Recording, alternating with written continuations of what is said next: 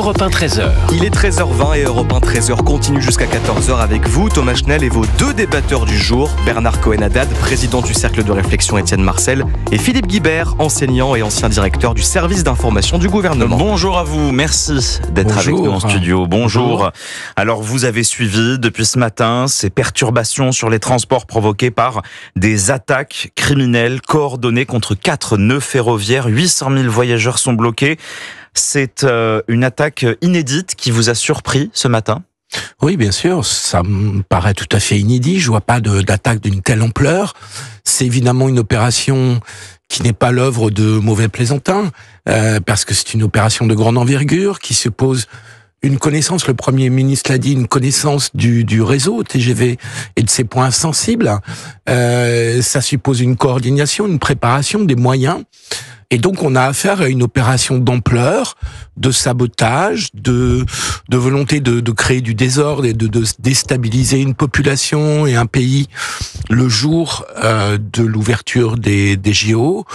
Donc oui, le ressenti, il est d'une grande tristesse, d'un grand agacement et un poil d'inquiétude quand même aussi, parce que j'espère que ça en reste là, qu'il n'y aura pas d'autres opérations dans la journée. Bernard Cohen-Haddad, c'est un sentiment que vous partagez ? Oui, moi c'est de l'inquiétude, la déception. On voit bien que depuis quelques jours, quelques semaines, certains ne veulent pas que la fête olympique soit une fête, nous gâcher ces fêtes.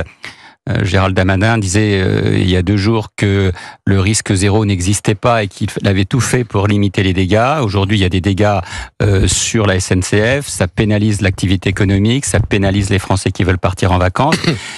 C'est un activisme politique, quoi qu'on dise, c'est un geste fort pour montrer qu'on peut toucher à un endroit de notre pays alors que les forces de l'ordre sont concentrées sur la Seine et sur l'ensemble des sites olympiques pour protéger à la fois les Français, les touristes et les athlètes. C'est une façon aussi, peut-être, que l'on se rassemble pour dire que ce type d'action, comme il y a 15 jours, ceux qui nous ont fait des pétarades sur les méga-bassines alors qu'il y avait mieux à penser, y compris de soutenir nos agriculteurs qui sont dans une situation difficile économique, on voit bien qu'il y en a qui n'aiment pas les JO, qui n'aiment pas la République et qui veulent nous déstabiliser. Accueillons dans Europe 1 13h un invité, on a besoin d'explications, on a besoin de comprendre. Driss Saïd Youssef, bonjour.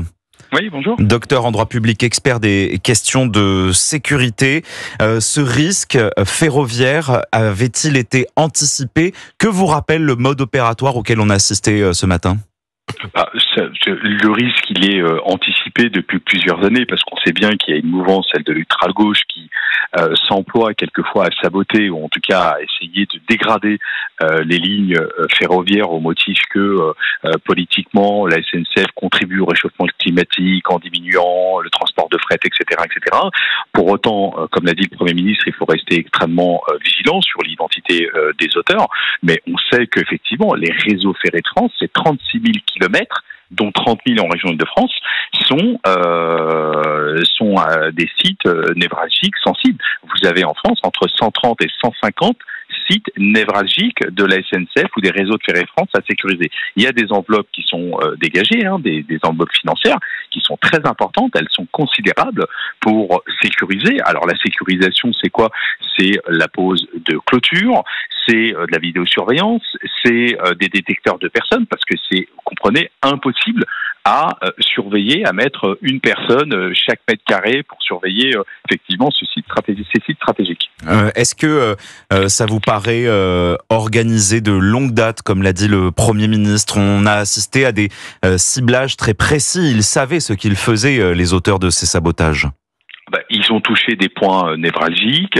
C'est essentiellement les voies à grande vitesse qui remontent, qui descendent, en tout cas qui relient la capitale. On voit bien qu'il y a une volonté d'entraver, je dis bien d'entraver, de saboter, effectivement, de déstabiliser le pays au moment où la cérémonie d'ouverture va accueillir des millions de touristes, parce que c'est aussi ça. On parle de la région Île-de-France, de la cérémonie d'ouverture à Paris, mais vous avez aussi des compétitions ailleurs et au moment où les Français partent aussi en vacances.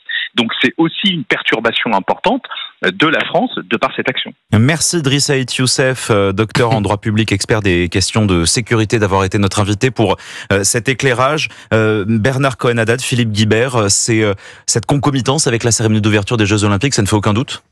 Oh, je pense que là, le hasard, c'est pousser l'hypothèse du hasard vraiment très, très, très, très loin.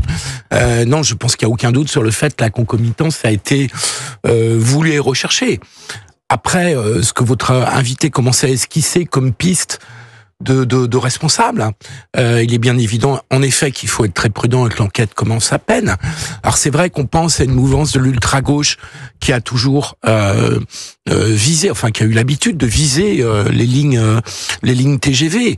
Mais enfin, il faut rien exclure du tout à ce stade, y compris éventuellement des interventions, des ingérences étrangères. Il y a un pays qui semble s'être spécialisé dans ce genre d'opération qui est la Russie, mais que je ne soupçonne pas a priori. Jusqu'à maintenant, les soupçons d'ingérence russe ressemblaient davantage à des micro-phénomènes. On se rappelle des étoiles taguées dans le 15e arrondissement, des cercueils déposés. Là, c'est d'une autre ampleur. C'est d'une toute autre ampleur. Si c'est la Russie. Mais justement, parce que c'est une autre ampleur, ça ne peut pas être des pieds nickelés de l'ultra-gauche qui se sont mis à 5 ou à 6 pour faire ça. C'est une organisation d'une toute autre ampleur. Il fallait s'attaquer à la France ce jour-là pour la cérémonie d'ouverture des Jeux Olympiques. Mais bien entendu. C'est ça qui a motivé les auteurs. C'est bien pour ça que depuis plusieurs semaines, plusieurs mois, à la fois en matière de cybersécurité, de cybermalveillance, les services de renseignement sont,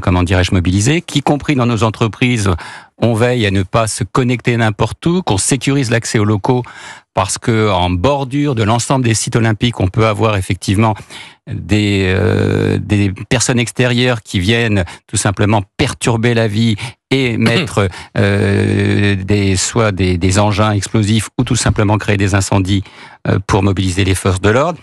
Cette opération, ça a été bien dit par tous ceux qui sont intervenus, et Philippe à l'instant, c'est pas une action d'amateur, c'est une action de commando. On coupe pas n'importe où, à quel moment, et il faut des moyens, et il faut du repérage. On le sait bien, ça fait des semaines sans doute que cette opération a été montée, il faut des moyens financiers. On va pas aller acheter ça au petit marchand du coin, des pinces pour couper les fils. On voit bien que tout ça, il faut peut-être aussi des complicités à l'intérieur de l'opération, de l'entreprise. On ne sait pas. C'est pour ça qu'il faut extrêmement prudent, mais vous l'avez bien dit, Thomas, il y a aujourd'hui une réalité, c'est que la France est sous les projecteurs en matière à la fois de dommages matériels, mais aussi de dommages immatériels. Je reviens sur la cybersécurité, la cybermalveillance. Il faut être très prudent. Comment protéger mieux le système ferroviaire? On va répondre à cette question dans un instant, après avoir marqué une petite pause et fait le tour de l'actualité sur Europe 1. Julien Joly, spécialiste des transports au sein du cabinet Wavestone, sera avec nous dans Europe 1 13h. On reste ensemble et on va essayer de comprendre ce qu'il s'est passé cette nuit en France.